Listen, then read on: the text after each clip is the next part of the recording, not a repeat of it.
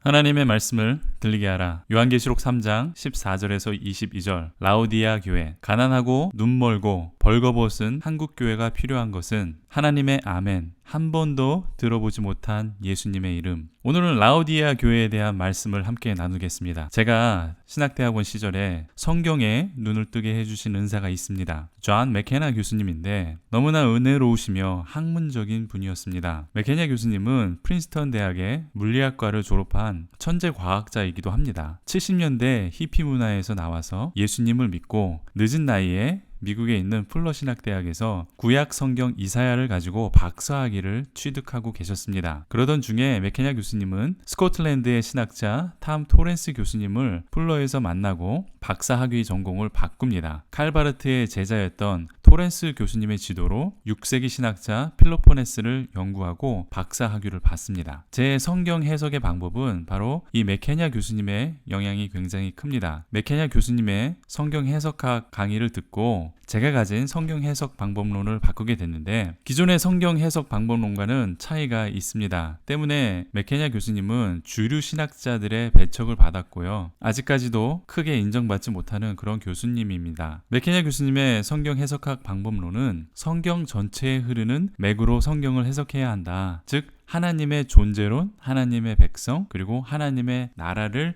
읽고 해석해야 된다. 이렇게 주장을 합니다. 저는 맥케냐 교수님의 책을 번역을 했는데 위대한 스스로 계신 자의 위대한 아멘이라는 책 제목입니다. 책 제목이 좀 특이하죠? 저는 처음에 위대한 아멘이 무엇인지 몰랐습니다. 맥케냐 교수님으로부터 처음 들었죠. 맥케냐 교수님은 예수님의 이름이라고 저에게 말씀하셨는데 저는 전에 한 번도 들어보지 못한 예수님의 이름을 처음 듣고 충격에 빠졌습니다. 제가 예수님을 너무 모르는구나. 계시록에 대해서도 너무 몰랐구나. 그래서 저는 계시록을 또 개인적으로 공부하게 되었습니다. 예수님의 새로운 이름, 예수님의 능력의 이름을 듣고 이제 여러분들과 함께 하나님의 아멘이신 예수님을 만나보겠습니다. 계시록 3장 14절을 보겠습니다. 라오디아 교회의 사자에게 편지하라. 아멘이시오. 충성되고 참된 증인이시오. 하나님의 창조의 근본이신 이가 이르시되 라고 되어 있습니다. 예수님을 어떻게 소개하고 있습니까? 아멘이시오. 충성된 참된 증인 그리고 창조의 근본이신 분이라고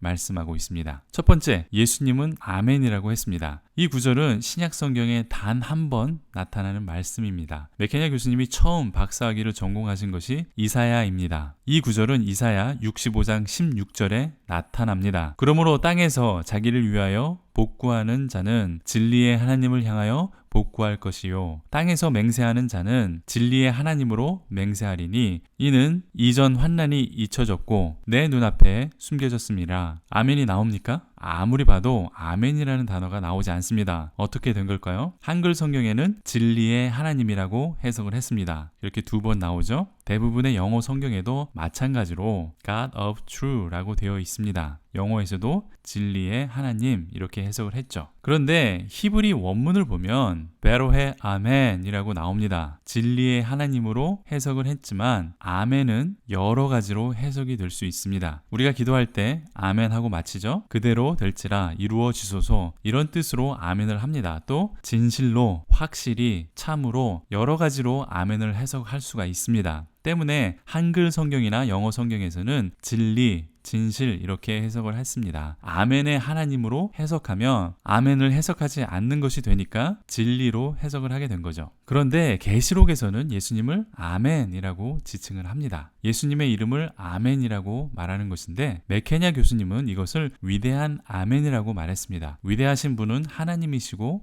예수님이십니다. 그래서 위대한 하나님의 아멘이라고 하셨는데 한마디로 정의할 수는 없지만 간단하게 말하면 예수님은 하나님의 말씀을 이루시는 아멘으로 나타낸다 이렇게 말하고 있습니다. 아멘의 뜻이 뭐라고 했죠? 그대로 될지라 이루어지리라. 예수님이 하나님의 말씀을 이루시는 최종적인 분이라는 것입니다. 또 예수님은 진실입니다. 확실한 분이십니다. 진리이십니다. 신뢰할 만한 분입니다. 여러분이 사전에서 아멘의 뜻을 찾아보시면 그 정의가 바로 예수님이 될 것입니다. 그리고 예수님은 마지막이십니다. 우리가 기도를 아멘으로 마치는 것처럼 예수님은 마지막을 완성하시는 분입니다. 하나님의 말씀을 아멘으로, 즉 예수님으로 완성하고 마치는 것이죠. 이는 알파와 오메가에 해당되는 그러한 내용이기도 합니다. 또 구원의 완성이신 예수님이 되시는 것입니다. 아멘은 하나님의 사역, 하나님의 선교를 예수님께서 아멘으로 완성하시는 것이죠. 그런 의미에서 예수님은 하나님의 아멘이 되시는 것입니다. 위대한 아멘, 뜻은 굉장히 깊고 심오합니다. 한마디로 정의할 수 없지만 하나님의 아멘은 바로 예수님이라는 깊은 계시록의 뜻이 있습니다. 두 번째, 예수님은 충성되고 참된 증인이라고 했습니다. 영어로는 the faithful and true라고 되어 있습니다. 신실하고 진실된 증인이라고 해석하는 것이 더 좋아 보입니다. 이 단어는 계시록 1장 5절에서도 나왔던 표현입니다. 예수님께서 계시록의 증인으로 신실한 증인이 된다는 것이죠. 그리고 예수님은 충성되게 신실하게 예수님의 사명을 이 땅에서 십자가에서 이루셨습니다. 예수님의 신실하심으로 우리가 구원을 받을 수 있게 된 것이죠. 또 참된이라고 해석된 true는 아멘의 뜻이기도 합니다. 다른 단어이지만 뜻이 같은 일괄된 표현이죠. 예수님을 찬양하는 표현입니다. 세 번째 등장하는 예수님의 이름은 창조의 근본이신 예수님입니다. 요한복음 1장에서도 말씀했는데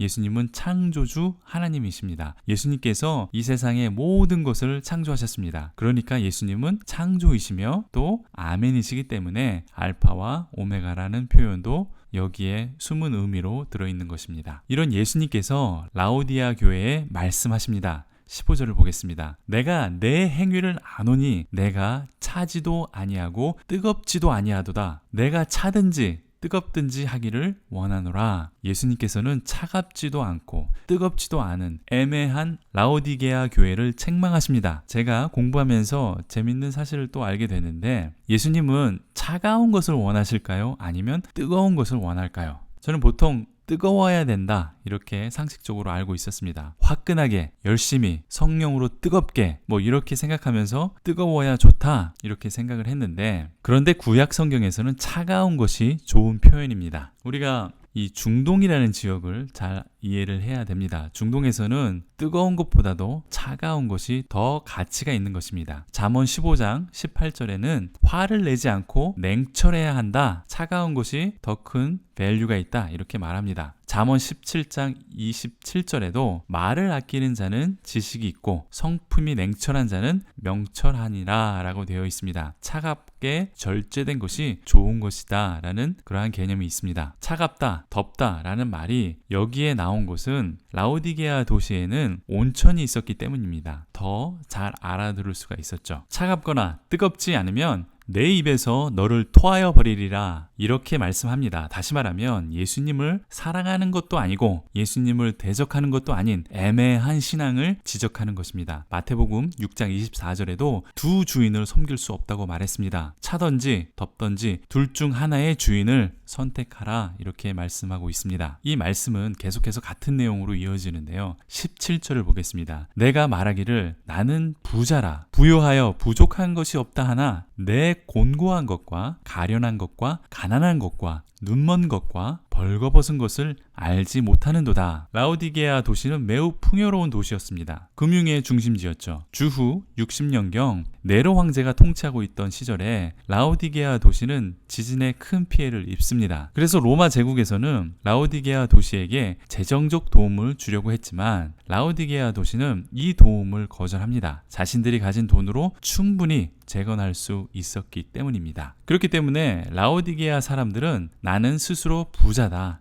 나는 부요하다, 부족한 것이 없다 이렇게 생각했다는 것입니다. 그런데 고린도전서 1장 5절을 보겠습니다. 개역 개정 성경은 이는 너희가 그 안에서 모든 일 곧 모든 언변과 모든 지식의 풍족함으로 라고 되어 있습니다. 좀 더 정확한 번역으로 보겠습니다. 새 번역 성경을 보니까 한번 비교해 보십시오. 여러분은 그리스도 안에서 모든 면에 풍족하게 되어 있습니다. 곧 온갖 언변과 온갖 지식이 늘었습니다. 이렇게 말씀하고 있는데 너희가 그리스도 안에서 모든 면에서 풍족하게 되었다 이렇게 말합니다. 좀 더 직역하면 너희가 예수님 안에서 부요하게 되었다, 부자가 되었다 이렇게 말한 문장입니다. 영어로는 rich라는 단어를 썼습니다. 우리가 부요한 것도 예수님 때문인데 우리는 내가 잘나서, 내가 잘해서, 내가 열심히 해서 부요하게 되었다 이렇게 자만하고 있다는 것입니다. 이 말씀은 우리들에게 하시는 말씀이고 곧 한국교회에 하시는 말씀입니다. 8, 90년대에 엄청난 경제 성장을 했습니다. 그 가운데 한국교회도 엄청나게 부흥을 했습니다. 그 후에도 계속해서 발전하고 세계 경제 10위 안에 들어가게 되었습니다. 이 가운데서 한국 교회는 성장하고 미국의 신학교들은 한국 유학생이 없으면 운영되지 않을 정도가 되었습니다. 한국 교회는 많은 선교사와 목회자를 배출하고 있습니다. 그렇지만 지금 한국 교회는 위기에 처해져 있습니다. 나는 부유하다. 나는 부족한 것이 없다. 스스로 자만하고 있습니다. 부유한 교회를 아들에게 물려주고 공부하지 않는 일부 목사님들은 다른 유명한 목사님의 설교를 표절하고 교회 건물을 화려하게 크게 세워서 성도들의 피와 땀을 빨아먹고 있습니다. 교단들도 희망이 없습니다. 권력과 돈을 따라가고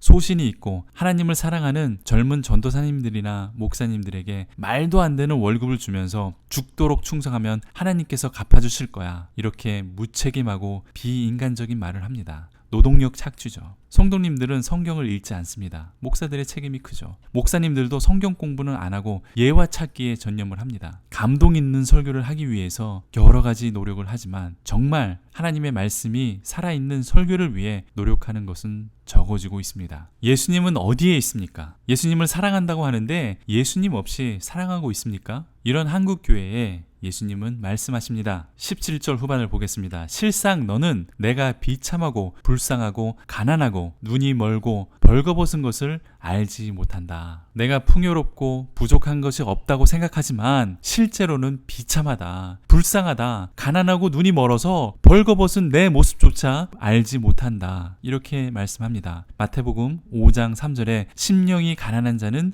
복이 있나니 천국이 그들의 것이며 라오디게아 교회와 한국 교회가 마음이 가난하지 못했습니다. 때문에 천국이 그들 곁에 있지 않는 것이죠. 하나님의 나라를 잃어버렸다는 것입니다. 예수님 없이는 비참하게 됩니다. 불쌍하게 됩니다. 눈이 멀어서 보지 못하게 됩니다. 한국 교회의 현실을 왜 보지 못합니까? 벌거벗고 있지만 부끄러워하지 않고 있습니다. 벗은지도 모르고 있습니다. 눈이 가려져서 눈이 멀어서 보지 못하고 있습니다. 벗고 있으면서도 벗고 있는지도 모르면서 배부른 배만 두들기면서 좋아합니다. 이러한 현실을 제대로 바라보라고 책망합니다. 3장 18절을 보겠습니다. 내가 너를 권하노니 내게서 불로 연단한 금을 사서 부요하게 하고 흰옷을 사서 입어 벌거벗은 수치를 보이지 않게 하고 안약을 사서 눈에 발라보게 하라. 예수님께서는 아주 부드럽게 말씀하십니다. 내가 조언 하나 할게. 이렇게 시작을 합니다. 내게서 불로 연단한 정금을 사서 부요하게 되라. 이렇게 말합니다. 근데 잘 생각해 보십시오. 가난한데 어떻게 순금을 사겠습니까? 예수님께서는 너는 실제 가난하다고 하셨습니다. 그런데 어떻게 귀한 순금을 사겠습니까? 이 해답은 이사야 55장 1, 2절에 나옵니다. 오호라 너희 모든 목마른 자들아 물로 나오라. 돈 없는 자도 오라. 너희는 와서 사 먹되 돈 없이 값없이 와서 포도주와 젖을 사라. 너희가 어찌하여 양식이 아닌 것을 위하여 은을 달아주며 배부르게 하지 못할 것을 위하여 수고하느냐. 내게 듣고 들을지어다. 그리하면 너희가 좋은 것을 먹을 것이며 너희 자신들이 기름진 것으로 즐거움을 얻으리라. 생명의 양식을 돈 없이 먹으라고 합니다. 돈 없이 사라고 합니다. 내게 듣고 들을지어다. 이렇게 말씀하시죠. 우리의 생명의 양식과 금처럼 귀한 하나님의 말씀입니다. 하나님의 말씀은 우리에게 생명의 양식이 됩니다. 정금보다도 귀한 것이 바로 하나님의 말씀입니다. 여러분은 지금 순금처럼 귀한 하나님의 말씀을 듣고 있습니다. 이 말씀이 우리의 영혼의 양식이 되고 우리의 순금이 되며 우리를 부유하게 하는 것입니다. 계속해서 18절 후반을 보면 벌거벗은 수치를 가리기 위해서 흰옷을 사서 입으라고 말씀하고 있습니다. 흰옷은 계시록에 여러 번 등장합니다. 3장 4절 5절, 4장 4절, 6장 11절, 7장 9절, 13절, 14절, 19장 8절, 14절 이렇게 나타나는데 흰 옷은 죄로부터 깨끗한 상태를 말하는 것입니다. 당시 그리스 로마 사람들은 신들은 흰 옷을 입는다고 생각을 했습니다. 이스라엘의 문화에서도 제사장들도 흰 옷을 입습니다. 정결함을 상징하는 것이죠. 여기서 말하는 흰 옷은 예수 그리스도의 피로 정결하게 되어 죄 사함을 받은 상태를 말하는 것입니다. 예수 그리스도의 보혈로 깨끗함을 얻은 바로 그 상태를 말하는 것이고 그 흰 옷을 입으라는 것이죠. 그리고 18절 후반에 보면 안약을 사서 눈에 발라 보게 하라 이렇게 되어 있습니다. 1세기경 라오디게아 지역은 의학대학이 있었습니다. 그 중에서도 데모스테네스 필라테스라는 유명한 안과 의사가 있었습니다. 그러니까 예수님을 보지 못하는 눈을 약을 발라 치유하라는 것입니다. 17절에는 우리의 세 가지의 상태가 나타납니다. 가난하고 눈멀고 벌거벗은 상태입니다. 한국교회의 영적인 상태이기도 합니다. 이 세 가지의 문제를 어떻게 해결할 수 있습니까? 한국교회의 문제를 해결할 수 있는 그 해결점은 무엇일까요? 18절에 가난은 정금으로, 눈은 안약으로, 벌거벗음은 흰 옷으로 해결하라고 합니다. 정금과 안약과 흰 옷은 다 예수님을 말씀하고 예수님을 상징하고 있는 것입니다. 오직 예수님만이 우리를 정금과 같이 순수하게 만들 수 있습니다. 오직 예수님만이 우리의 눈을 뜨게 하셔서 하나님을 바라보고 하나님의 말씀을 똑바로 볼 수 있게 하실 수 있습니다. 오직 예수님만이 우리의 죄를 씻어서 흰 옷으로 입게 하실 수 있습니다. 이 예수님을 사랑하는 것입니다. 돈으로 부요를 쫓아가면 영적으로 가난해지게 되어 있습니다. 눈 멀고 벌거벗지 말고 예수님을 쫓아가서 부요하게 되라. 영의 눈을 뜨고 구원의 흰옷을 입으라는 것입니다. 그러면서 19절에 이렇게 말씀합니다. 무릇 내가 사랑하는 자를 책망하여 징계하노니 그러므로 내가 열심을 내라 회개하라. 예수님께서 책망하고 징계를 주시는 것은 예수님께서 우리를 아직 사랑하시기 때문이다. 이렇게 말씀합니다. 한국교회에 위기가 닥치고 핍박과 고난이 오는 것은 예수님께서 우리를 또 한국교회를 사랑하시기 때문에 핍박과 고난이 오는 것이라고 말씀하고 있는 것입니다. 예수님께 돌아가야 합니다. 아무런 징계도 책망도 없는 것이 더 무서운 것입니다. 그건 포기했다는 것이죠.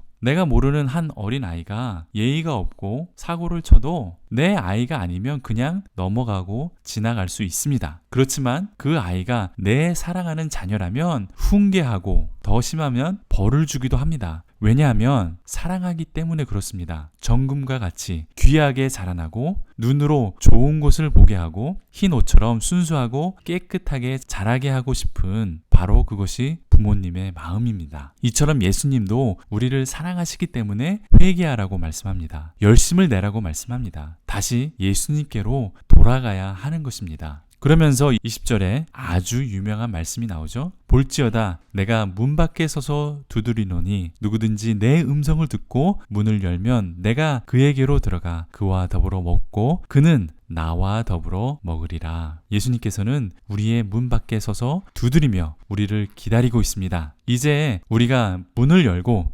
예수님을 받아들여야 합니다. 복을 쫓아가는 삶에서, 돈을 쫓아가는 삶에서, 잘 먹고 잘 사는 것을 쫓아가는 삶에서 이제 돌아서서 예수님을 받아들여야 한다는 것입니다. 이것이 유일한 해결책이라고 말씀합니다. 예수님을 문 밖에 세워두지 마십시오. 예수님의 음성을 들어야 합니다. 예수님의 말씀을 들어야 합니다. 내 음성을 듣고 문을 열면 어떤 일이 일어납니까? 내가 그에게로 들어가 그와 더불어 먹고 그는 나와 더불어 먹으리라. 이렇게 말씀하고 있습니다. 함께 먹는다는 것은 식구가 되는 것입니다. 한 가족이 되는 것입니다. 예수님과 함께 먹고 마시는 삶을 살아가는 것입니다. 바로 그러한 삶이 천국을 맛보는 삶이고 저 천국에서 영원히 우리는 예수님과 먹고 마시며 교제하면서 살아갈 것입니다. 그리고 21절에 계속해서 이어집니다. 라오디게아 교회에게 또 우리 한국 교회에게 당부하시는 말씀입니다. 이기는 그에게는 내가 내 보좌에 함께 앉게 하여 주기를 내가 이기고 아버지 보좌에 함께 앉은 것과 같이 하리라. 이기는 그에게는 즉 차갑지도 뜨겁지도 않은 신앙을 극복하는 그에게는 이렇게 말씀하고 있습니다. 잘 먹고 잘 사는 축복만을 쫓아가는 신앙에서 돌아서서 극복하는 그에게는 어떤 상급이 기다린다고 했습니까? 예수님의 보좌에 앉게 된다. 예수님도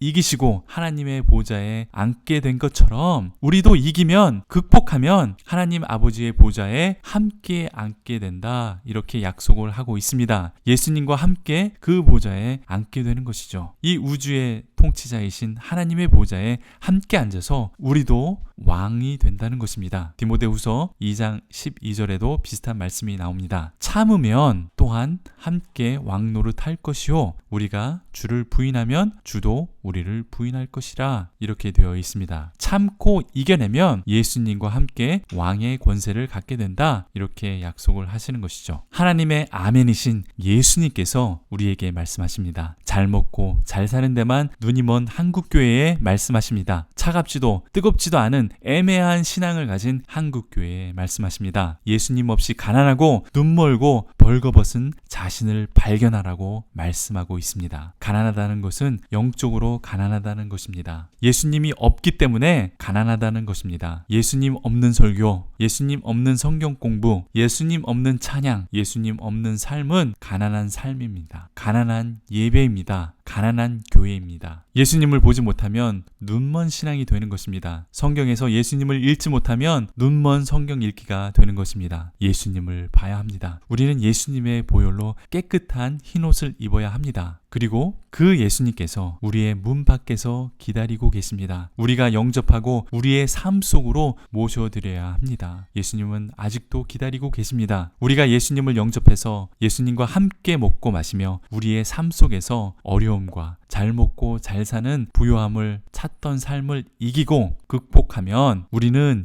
예수님과 함께 하나님의 보좌에 앉게 된다는 것입니다. 우주의 통치자이신 전능하신 하나님의 보좌에 앉아서 우리도 함께 하나님과 왕노릇한다. 이렇게 약속하고 있습니다. 우리가 예수님을 영접해서 함께 먹고 마시며 우리의 삶 속에 어려움과 잘 먹고 잘 사는 부요함을 찾던 삶을 이기고 극복하면 우리는 예수님과 함께 하나님의 보좌에 앉게 된다고 약속하셨습니다. 우주의 통치자이신 전능하신 하나님의 보좌에 앉아서 영원히 함께 왕노릇하게 된다. 이렇게 약속하고 계십니다. 저와 여러분은 축복만 찾는 그러한 삶을 극복하고 또 차갑지도 뜨겁지도 않은 신앙을 극복하고 이기는 자가 되어서 예수 그리스도로 부요하고 깨끗하게 되어서 예수님과 영원히 왕노릇 하시기를 간절히 축원드립니다. 아멘. 도움이 되셨습니까? 질문이나 다른 의견 있으시면 댓글을 남겨주십시오. 구독해 주시면 계속해서 예수 중심의 강해 설교를 들으실 수 있습니다. 또 좋아요를 눌러주시고 공유 버튼을 눌러서 카톡이나 SNS에 공유해 주시면 많은 분들이 예수님을 더 잘 알게 될 것입니다. 이 사역에